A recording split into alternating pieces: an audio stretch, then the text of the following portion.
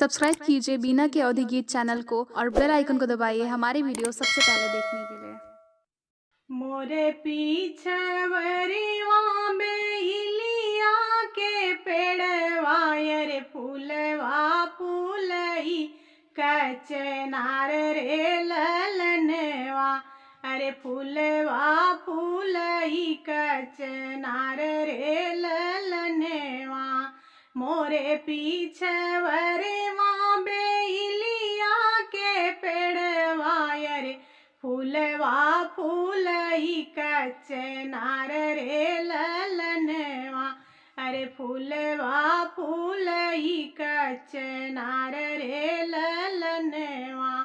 फूलवा तोड़न चाली छोटकी नदिया अरे फूलवा तोड़न चाली छोटकी नदिया अरे ओनहू के रही गगर भरे ललनवा अरे ओनहू के रही गगर भरे ललनवा जबरे बरतिया बगियवा में पहुँचैर नदी के बथई कपार रे ललनवा अरे नदी के बथई कपार रे ललनवा जबरे बरतिया दुअरवा पे पहुँची अरे नदी के होई दर्द रे ललनवा अरे नदी के होई दर्द रे ललनवा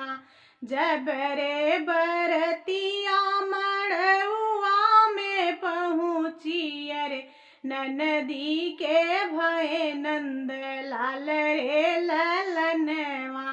अरे नदी के भय नंद लाल रे ललनवा दुअरे से पूछैया जनिया बजनिया अरे दुअरे से पूछैया जनिया बजनिया अरे ब्याह बजाऊं की बधाऊ रे ललनवा अरे ब्याह बजाऊं की बधाऊ रे ललनवा घरामा से निकले हैं भैया हो कावने राम घरामा से निकले हैं भैया हो कावने राम भैले डेवढ़िया के ठाढ़ रे ललनवा अरे भैले डेवढ़िया के ठाढ़ रे ललनवा मचियही बैठली माता सुहागिन अरे मचियही बैठल माता सुहागिन अरे पर छौन नाती से पतोहरे ललनवा अरे पर छौन नाती से पतोहरे ललनवा कैसे के पर छऊ नाती पतोहिया अरे कैसे के पर छऊ नाती